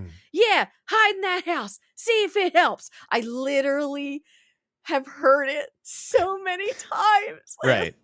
He says it every time you basically get in the sight line of that enemy. Yep. It's like, oh, come on, guy. I know. Yeah. And he even at one point tries to entice you to come out. Scout's honor, fucker. He's an asshole. So, okay. I walked out and got killed. He said Scout's honor, and then I walked out and he shot me, and I died. He lied to you. Can you believe that the guy sniping from 300 feet away lied to me? I can't believe it. I'm dumbfounded. So I'm crestfallen. I'm sullen. I'm sorry. So again, I went up the right-hand side and the left-hand side, and I collected a whole bunch of supplies with a number of I got shot a number of times, but I survived. I didn't die once. And then I made it to the house at the end of the street with a sniper in it. And again, I know I'm jumping through here. There were no artifacts, there were no pendants, there was nothing. There was Mhm. just supplies that you might need along the way to fight your way through this. So, basically just get to the end of the street. And of course, there's more yelling here with go back to where you fucking came from. Oh, I skipped ahead. Oh, make a note. I'm sorry. Okay. Doubling back. Okay, so realistically, so this does not take me 5 hours to work Joel up to the end of the street, going through every single house. I'm just going to loot it and repeat the same thing on the left-hand side. So just get to the end of the street. But while you were doing that, there was more yelling, go back to where you fucking came from and whatever, dude. But I went up the right-hand side and then I went up the left-hand side. I collected a whole bunch of supplies, was shot at a number of times, but survived Mhm. and made it to the house at the end of the street with the sniper in it. But before proceeding upstairs to attack and kill the sniper, go out to the backyard and make a right. Now, side note, while I'm making my way up, I'm killing all of these fucking guys. So by the Yeah. time I get there, there's no one left. So I don't have to worry about it. But it depends on your level difficulty. I will I'm say the playing guys here, yeah. some of the guys here are now wearing helmets, so you Yes. can't get a headshot on them unless you Mhm. have the armor piercing on your rifle upgraded quite a bit, which Yeah. is I was like, I had a handgun and the dude was like way far away, and I was like, "Pew," and you get the little outline that lets you know you got a headshot. And Mhm. then he stands back up. I'm like, what the who is this guy? But you I was knocked his like, helmet off. I did, yeah. He was just so far away that I didn't even see that he had a helmet on. But I was like, this guy just got off from a headshot. What the Look, if you're wearing a helmet that Mhm. is somehow bulletproof, first of all, and you get shot in the head, It's gonna okay, ring. It's gonna ring some bells. you're concussed. I don't care who you are, If right? not fully knocked out. Just So I'm just saying. yeah. But it was very funny. I was like, we got I'm fighting some true zombies now. Yes. Well, yeah, I guess. Well, no, you got to shoot Yeah, a zombie in yeah. the head. Yeah. As soon as you do that, they're gone. So I'm just fighting I guess I'm fighting Draculas now. There you go. The true undead. Yeah. So, but before proceeding upstairs to attack and kill, the sniper go out to the backyard and make a right. Enter the house on the right, grab the large amount of parts in the kitchen, and then go back to Sniper House. And Sniper House has a fairly empty kitchen and living room area. However, there is real person pictures and photo frames hanging on the wall. Not that we care about that. We're kind of in a rush. If you Yeah. go upstairs, there's a large office with a bunch of bookshelves, some empty, some not, along with a computer and a tower and a desk. Looks a little lawyerish, this space, Hmm. if I had to assign a career to that. Little lawyery. Little attorney at law here. Second floor has more of the same, so proceed up to the third floor and head towards the bathroom. So the shower curtains match in this house from downstairs to upstairs. Lovely little sunflower pattern. And once you go through the bathroom, the sniper attacks you, and Joel quickly overpowers him and stabs the man to death, but we hear gunfire in the distance. So run to the sniper rifle, and this is all just like cutscene thing, like you can't actually do it. Joel Yeah. will run to the sniper rifle and peer through its scope, and it's time to get our sniping on.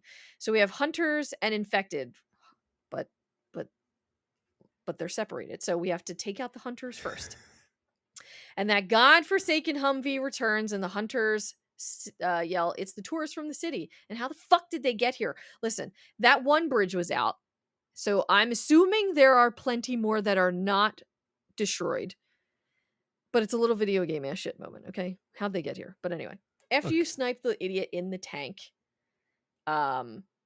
they get closer and closer, and you're killing all of them around them. Everybody knows what I'm talking about. Just kill the fucking guy in the tank.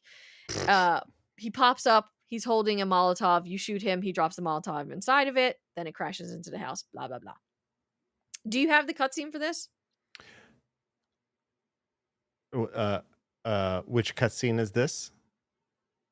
I Uh, have the final cutscene. I don't have anything that happened because they were all it was like in-gamey type stuff. all right. Okay. I'll just talk about them. So Ellie, shit, that was intense. Henry, you all right, Sam? Sam, yeah, I'm okay. Ellie, thanks, Joel. With a thumbs up, we can view from the scope.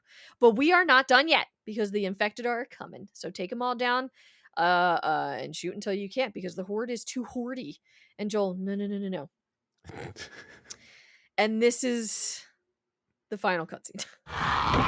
You're okay. Still here. Anybody hurt? No, we're good. I think it's time we quit this place. Come on. Let's go.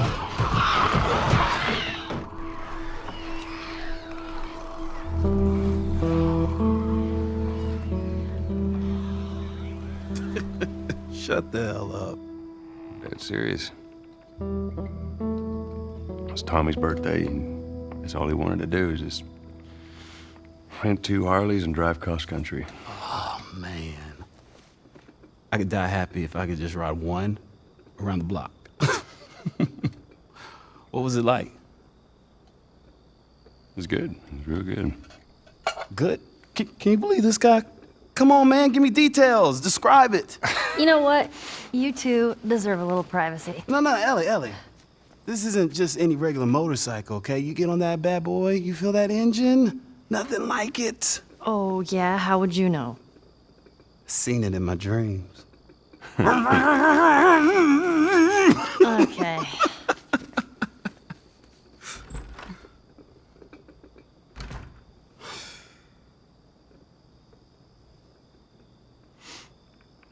I don't think anyone from my group is gonna show up. Yeah. Worst part about it all, explaining it to Sam.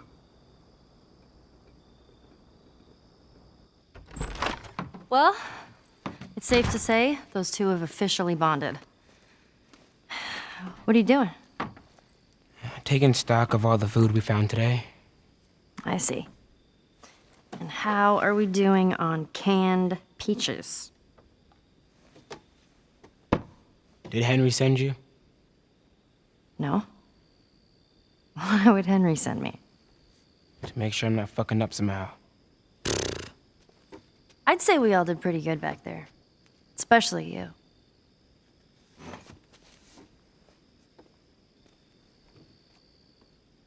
Is everything all right? Yeah, everything's fine. Okay. Well, have a good night. How is it that you're never scared? Who says that I'm not? What are you scared of? Let's see. Scorpions are pretty creepy. Being by myself. I'm scared of ending up alone. What about you? Those things out there. What if the people are still inside? What if they're trapped in there without any control of their body? Scared of that happening to me. Okay. First of all, we're a team now. Okay, we're gonna help each other out. And second, they might still look like people, but that person is not in there anymore. Henry says that they've moved on. That they're with their families. Like in heaven. Do you think that's true? I go back and forth. I mean, I'd like to believe it. But you don't. I guess not. Yeah. Me neither. Oh. All the serious talk. I almost forgot. There. If he doesn't know about it, he can't take it away. All right. I'm pooped. I'll see you tomorrow.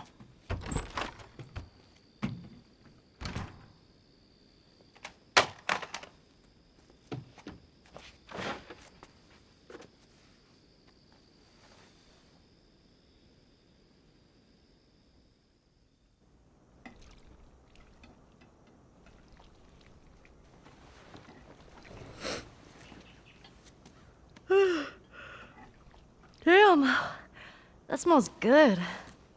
Good morning. Where's Sam? I let him sleep in for once. Oh, Well, if you want him to join us, you can go wake his ass up. okay.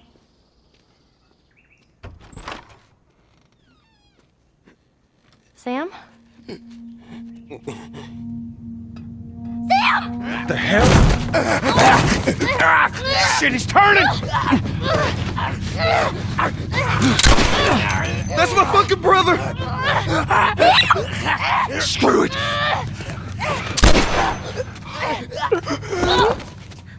Shit! Chloe? Are you all right? Oh my god. Sam? Oh no. Sam? Henry? Henry, stay there. Henry? What have you done? I'm gonna get that gun from you, okay? Oh, okay, easy. It's your fault. This is nobody's fault, Henry. It's all your fault. Henry! Henry, no! Oh my god.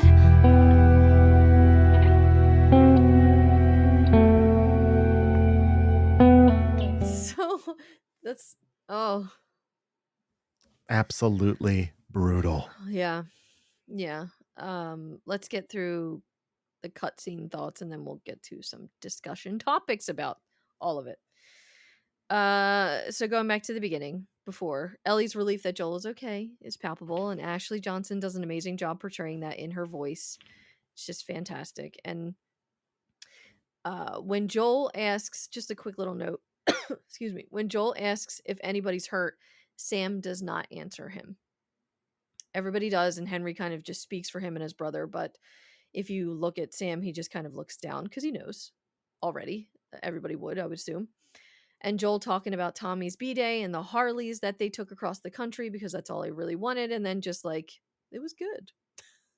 It's just like, but my brain can't help but think about the timeline of that. So it's like, when did Joel have time? I'm assuming that the Harleys trip happened before the outbreak. Hopefully. Hopefully, because he said it was good. So I'm going to say it did. But when did Joel have time to do that as presumably a young single father? Like, or maybe he was married by then and his wife was just kind of like, okay, you want to take 3 to 4 weeks and just drive across because that is not an insignificant amount of time to drive across the country with Harleys. Unless they drove one way and then flew back. That's like maybe a 2-week trip. But that just doesn't make sense. Anyway, I like to imagine and muse and have thought experiments. And that's all I'm going with there is I'd like to hear more about this story, Joel. Thank you. The story of Joel driving a Harley across the country is well documented in a game called Days Gone. Yeah. I haven't played that, so don't say anything because I want to. And I know he had a Sarah too, but I think in a different context. But yes. yeah, I think his But it wife. is it's driving Harleys across the country. I don't know. With fine. Boozer, right? I Your think his pal friend. Boozer. Yeah, his the pal. booze man. Yeah. I don't know anything that I'm talking about, so I'm You gonna just stop. all right. Fair enough. So It's worth a play.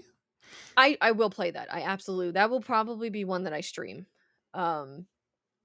So, but in the future, because I just will be playing The Last of Us Part 1 forever. So, All right, Sam, we knew something was going on with him immediately. Again, his disposition was totally different once they were in that the radio tower. And Ellie revealing what she is scared of after being sarcastic at first is just as moving, really, for me as Joel and Henry's conversation. And poor Sam. Again, these are all just quick rapid fire thoughts about the cutscenes as a whole. So Ellie's sleeping accommodations look cozy. Yeah. And Joel in the morning light. That's all. Just a sight to behold. And after Pretty Henry creepy.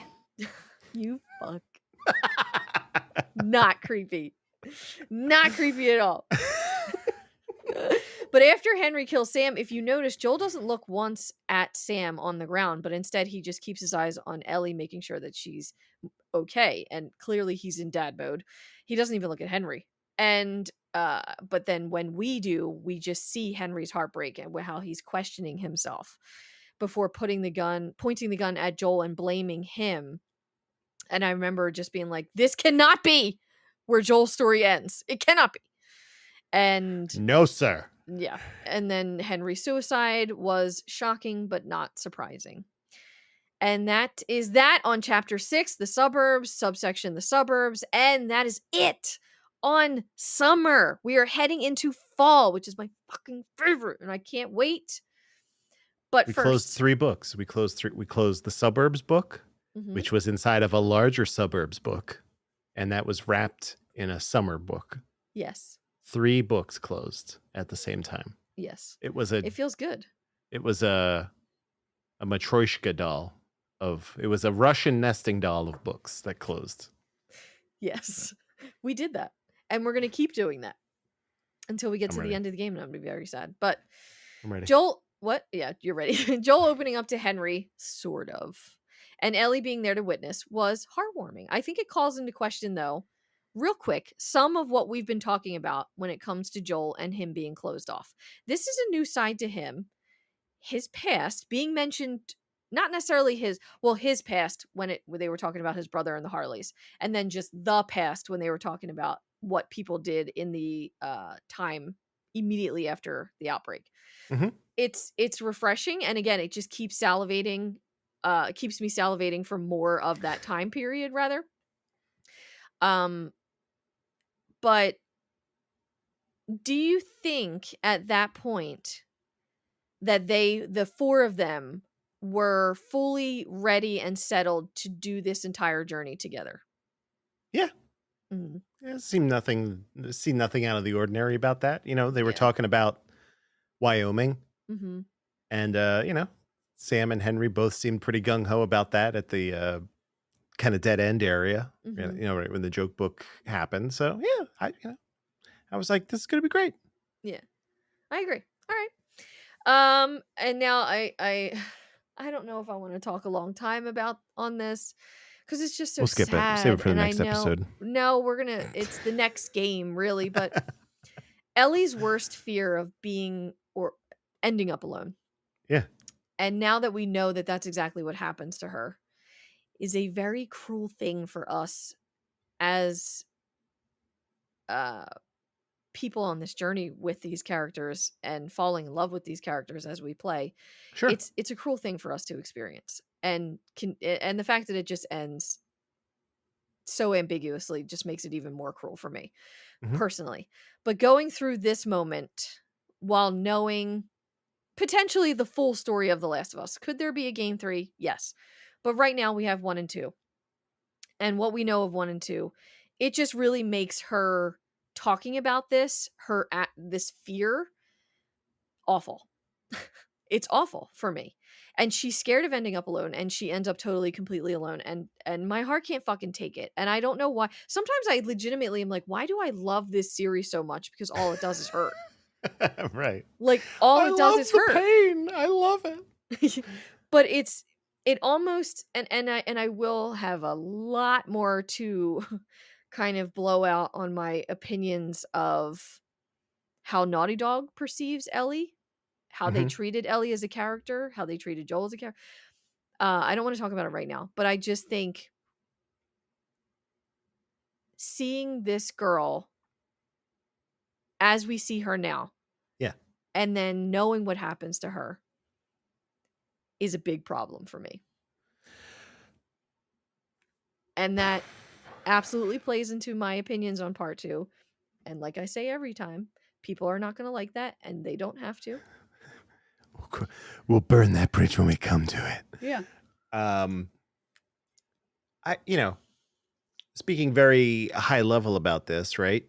Mhm. This divorced from the second game, even at the time, not even knowing that a second game was even going to be a thing. The table stakes set up by this conversation are that she's going to lose Joel, which makes what happens pretty soon, Mhm. not very soon, but pretty soon, very harrowing, right? Yeah. Yeah. And that is effective for me. That Yeah. that this conversation is effective within the confines of this game. It's for me, it's also very effective because what you want to do if you are setting up an arc, whether that is 2 stories or 3 stories or whatever, is you know, your middle story should be The Empire Strikes Back, you know? Right? They It lose. should be the exploitation of your character's greatest fear or weakness, right? Mhm. For an ultimate redemption. If that's your traditional 3-act kind of structured thing, whatever. It works in this game incredibly well. Mhm. Even if you just want to take this game as a standalone piece, which obviously you should. Yeah. Um, that's what I like about this in retrospect, right? At Mhm. the time when you're playing this, it just feels it's also very relatable, right? Who would Mhm. want to be alone in this fucking world, Yeah. right? We've Yeah. seen people alone in this world. Bill, Yeah. it's It's not weird. great. It's not great. Right. So she's like, my fear before meeting Bill was scorpions, but then I met Bill, and now my fear is being alone. My fear is being Bill. Yeah. Right. Yeah. So, yeah, it is painful, but it was like, for Winter, this Mhm. conversation specifically makes Winter feel it hits different, as it Yeah. were. So, Mhm. yeah. And I think you could even argue it adds even more well, you haven't played the Left Behind DLC, so I'm not gonna say what a part of that is, but it does involve Joel after Unbelievable yeah, spoilers for me, yeah, I guess. Great from yeah, a game that came out in 2014 anyway. So, spoilers. but yeah, that again, these are more topics that are going to be just probably full standalone episodes in the future because it's going to take us probably 3 years to get through part 2. Seriously. The next game will fucking be out by the time we finish part 2, but that's fine. The I'm craziest thing about part 2 is that you have to go through the entire podcast. Then we have to go through the entire podcast again. I hate it. Do you get it? Do you see Yeah. what I did Yeah, I there? get it. I get it. Yep, I get it. And then there's a third podcast that happens, and you're like, when will this podcast be over? I know. The year is 2035. My God. So, yes. All right. So, beliefs being Oh. discussed and talking about the infected and the human role in it all, not humanity, but a human to human experience, also hit a little different this time around because of what we just talked about. And it almost felt like a conversation that you and I would have on Wayfaring Strangers, Me? talking about the soul of a person who is infected by CBI. Are they still there? Or are they like translated just to the great beyond already? Does the soul exit the body, even though it is still a physical form that is, for all intents and purposes, alive? How much time you got, buddy? I don't know. I mean, that's what I mean. That could be a whole separate show. Right. But that's really that's the essence of what they were talking about. Are we still in there? And that was Sam's greatest fear. He knew he was going to die. Right. Look at that, that's asking that question in retrospect, it's something to think about. And when Mhm. someone, and then it also is like when someone asks you that question, now in real life, right? You got to think like, what are we really getting at here? Like one of those types of situations. So, Yeah, um, I believe those types of conversations are fun just to have at a theoretical level sometimes. It's just I again, agree. I love a nice thought experiment. Mhm. But um yeah, her saying what she said Mhm. kind of sealed the deal, right? Mhm. There may have been hope just a little bit prior Yeah. to that for him, but then it was gone. Mm. He's like, maybe I'm wrong about this, but it's clear that they have a rapport. He likes her. and she shoots him straight. Ellie is nothing if not a straight shooter. When we know Yes. this, so Yeah. her saying "I'd like to, but I don't," Mhm. it's like I kind of feel the same. He's like, I just wanted a second opinion, as it were. I'll be gone soon. I just wanted to Yeah. see if I'll be gone or whatever. Yeah. Mhm. It's sad, and it kinda goes back to what I was talking about, the kids who are left behind by their parents who just are fundamentally changed. Yeah. And I mentioned how Sarah might have been had she survived. Like, Sam went from, maybe like a 12-year-old-ish on the cusp of 13 to facing this in facing the end of his life in a matter of hours, and nobody knew about it. He didn't share it with anyone, so he went through that alone, and it's beyond distressing. Nobody tells anyone when they're bit. Nobody. Nobody. Nobody tells anybody. It's so sad. There was one exception in one piece of media that I will not spoil because it's a great reveal. Yeah. But it happened one time, as far as I could tell. Mhm. One time. But it worked. It worked extremely well for that character. So Okay. if you know, I'll put it that way. I don't know. I'll tell you offline, but I don't want to spoil it in case somebody I is think I making know their what it's way. from, but I won't say it. So, Yeah. yeah, and that's all. It's I mean, but what that one more, muse on that. Had Sam told Henry, who would have hopefully in turn told Joel and Ellie, what would have happened? What happens? I mean, we see what what happens to the infected in the QZ. They're instantly put down. Yeah.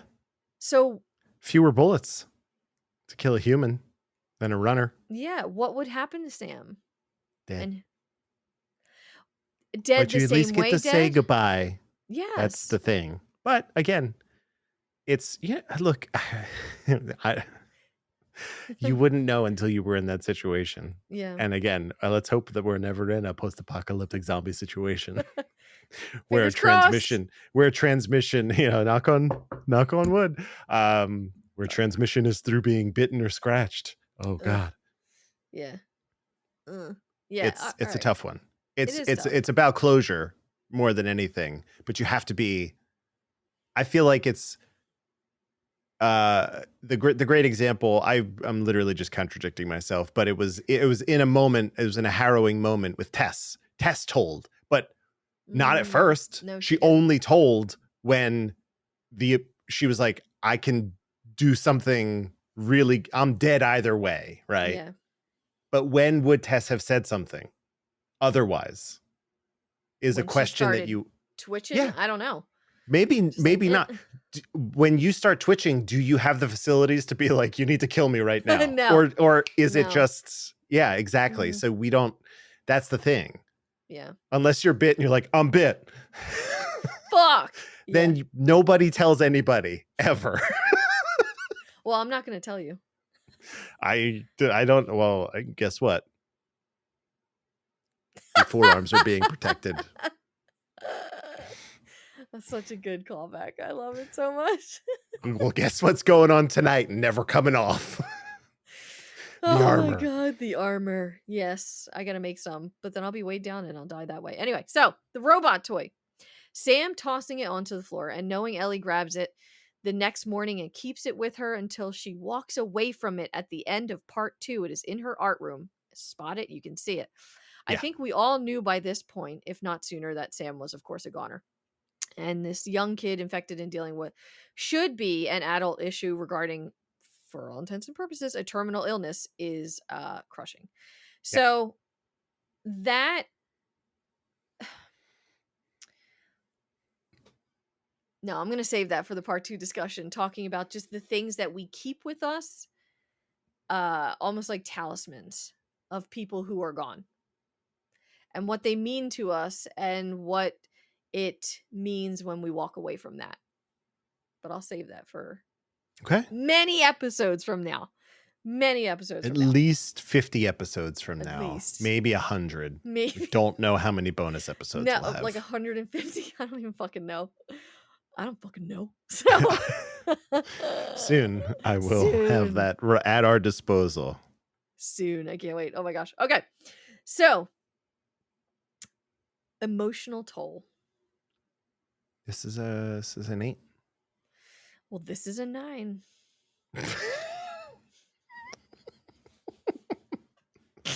Only a 9? I almost did. I almost did 9.5, but I was like, I know. let's just. We lost people we just grew to care about, you know? Yeah. Whenever it's Mhm. another trope that whenever somebody starts talking about the future, say goodbye in zombie media. So, Mhm. like, wow, you know what? I think I'm gonna settle down. Whoa! just from the ceiling, a zombie falls and they land right on your neck with their mouth. It's unbelievable how often it happens. Every time. Every goddamn time. Yeah, there it is. All right. I agree. I am with you with the high emotion. It's heartbreaking, but also the good stuff too, with just the little snippets of the Harley trip and things like that. It's just Yeah, it's evocative in all the ways that it needs to be. absolutely. Would you have survived this? Yes, I would have died. My face at first, I was like, what? I know. Don't worry. It's going to be Yes. great for the video recap. Yes, I would have died. No, there's no fucking way. Unbelievable. I'll say they did a great job. It was exhilarating to take over the sniper perch part of the game. Yes. And that was truly for me like one shot, one kill. Like every shot I fired connected, and it was Mhm. like, God, this is to have unlimited ammo in a game where not often the case. Yeah. It was fantastic. Yeah. I loved it. It was great. So, Same. but being on the opposite side, everything that led up to that point, no, not even close. Not that there was a lot of harrowing stuff, but as Joel, I died like twice, kind of for dumb reasons. But like one time I got stuck and some guy threw a Molotov and I was like stuck in the geometry and I just dead. And then I did get clipped by the sniper. I was like, I walked into a room where I thought there was like maybe a piano or something in front of a window. And I was like, well, there were some boards, but I was like, oh, he can't see through. And I was just standing up and it was like, poof. I was like, oh, you bastard. So Yeah. it's just because I was Russian. It's fine. I would not have made it.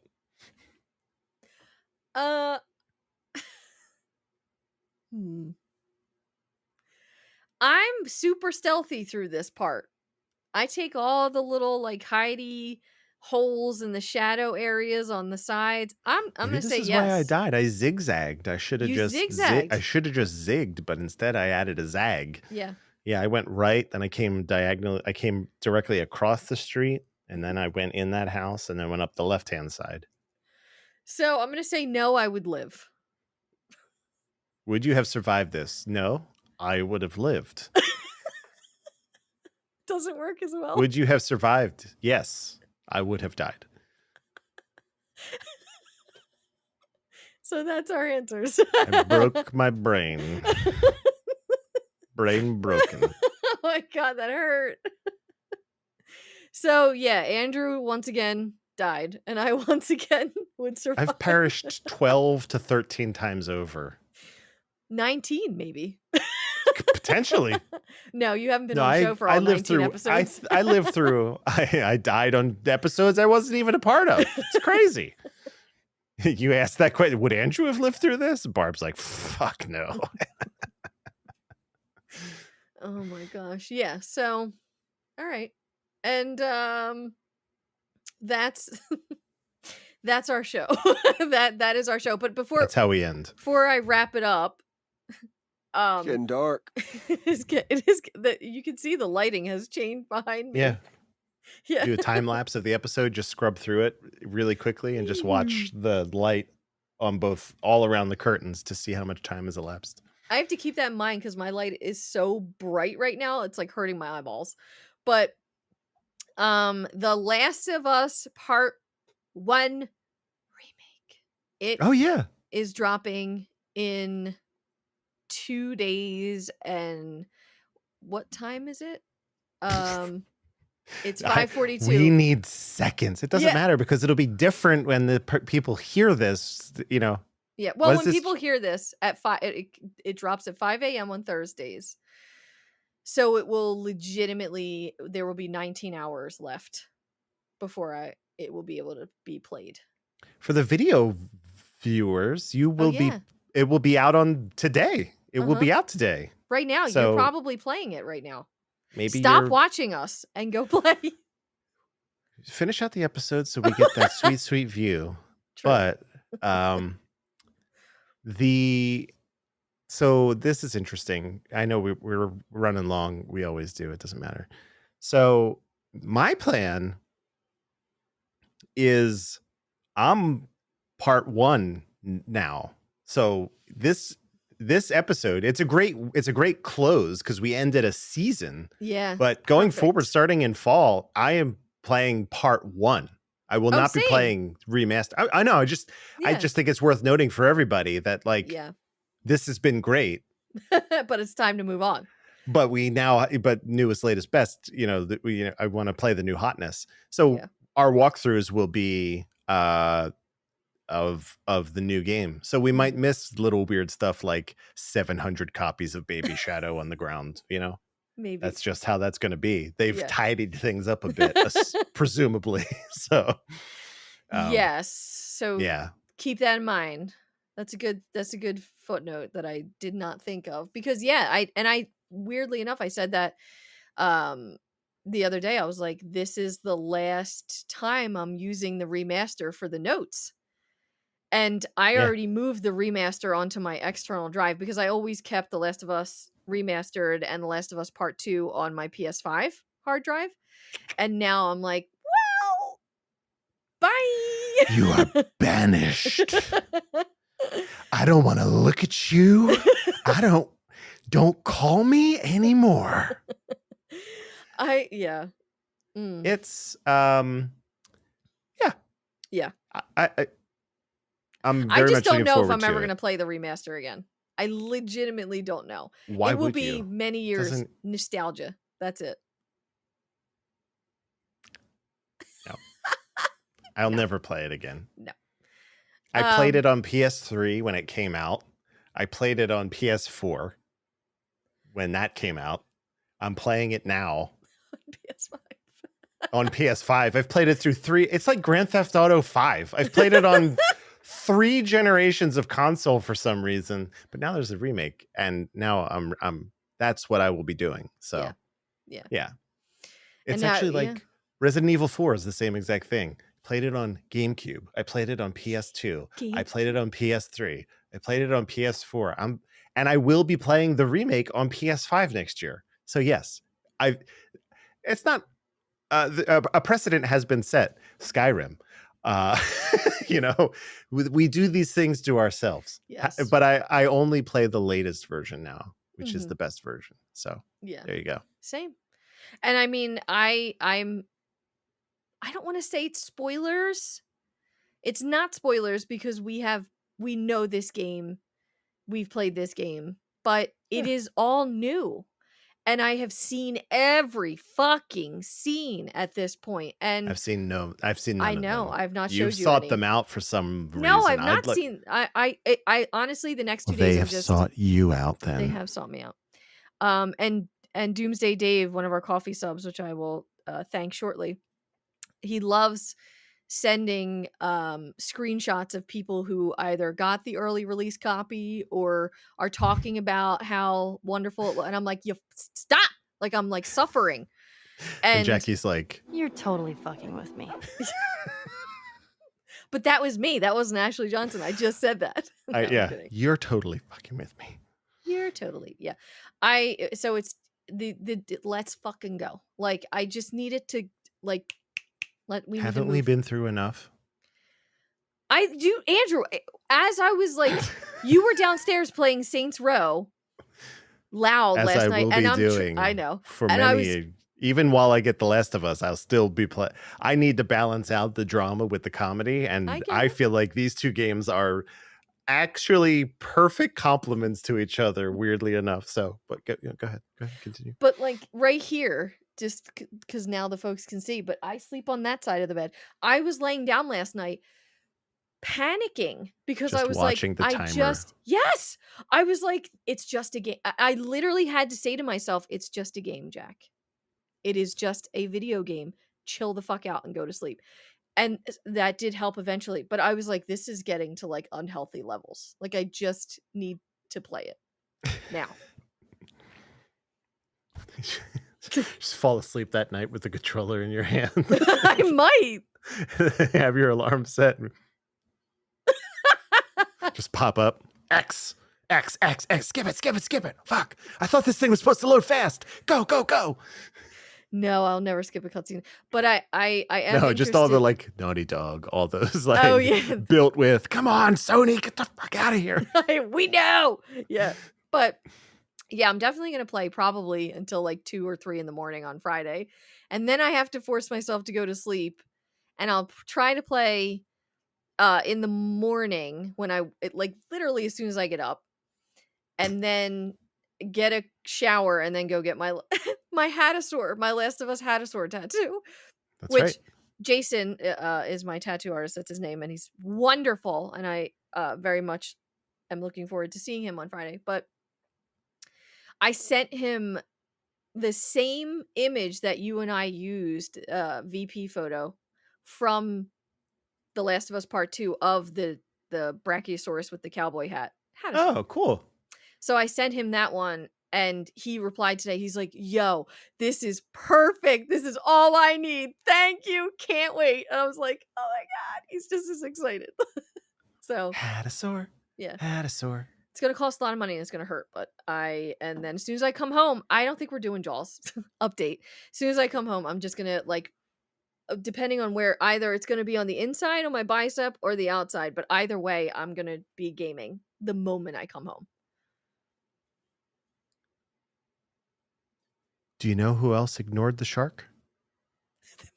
Don't mayor be the from mayor. Jaws. Don't be the mayor from Jaws. Do you want to see it? I maybe. We'll see. All right. If you buy tickets, I'll go. All But right. you have to buy It's an tickets. IMAX. I've never I mean that alone is pretty cool. That is cool. And it's not a long movie. We can do it. Let's go. And then I'll just stay up until 3 or 4 o'clock in the morning, and that's fine. I won't do fuck all this weekend. Just stream the whole time. So, yes. Anyway, we're going to wrap our show. We are very excited for all of the things, all of the Last of Us things, all of you guys being along on our journey with us. Some social media stuff. Follow us on Twitter at TLOU Podcast. You can also follow us on Instagram at Wayfarin Strangers, which I have to do better posting over there. You can email us directly. We love emails. If you'd like to be featured on the show, talk about something that we've talked about, talk about something that we might have missed, or you're excited for us to talk about, you can do that by emailing at tloupodcast@gmail.com. We also have a TikTok, but the TikTok links are ridiculous. So just go and search for TLOU Podcast on TikTok and you should find us. Yeah. If you would like to subscribe to our coffee page and support the show by tossing a few bucks for coffee, or our Wayfarin West series, which I will talk about shortly, you can do that by going to ko-fi.com/TLOU podcast. And there's a shit ton of content over there, from bonus episodes, videos, things like that. We have just cool stuff going on over there. Hells yeah. Wayfarin West. So we are a couple weeks behind on our schedule. We apologize for that. Things are a little bit more expensive than we anticipated, and that's totally fine. But also time is our biggest problem right now, because as always, yeah, if Andrew's not working, then I am working. If now our daughter is back in school, so we do have the first location picked out. We have all the things that we need to go and do it. We just need the time, and we could theoretically do it this weekend, but The Last of Us part 1. Part 1. Yeah.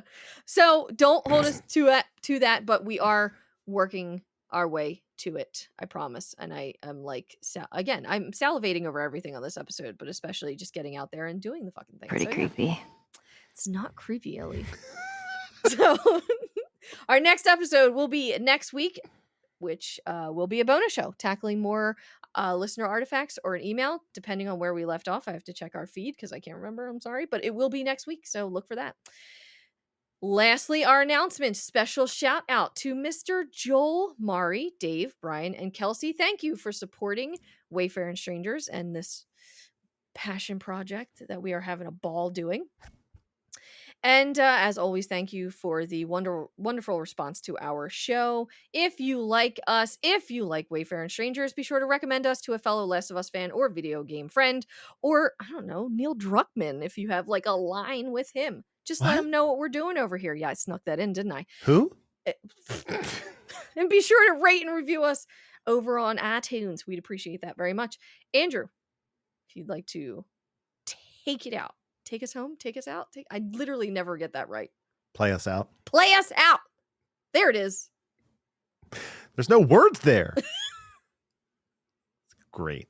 Mm-hmm. Classic throwback. Until we're at the end of the line on Sniper Street again next time, hunters, we leave you now for a new season of heartache and heartbreak. I know. I wanted to go a little bit more serious for this one because we are closing a chapter. It's one door closes and one window opens. Yeah. It's fall, so you open your windows. Yeah. Get the stank out. Yeah. Damn. All right. Well, that's our show. Thank you, everyone, for listening. Be chatting again. Well, with Andrew next week and with y'all. Bye.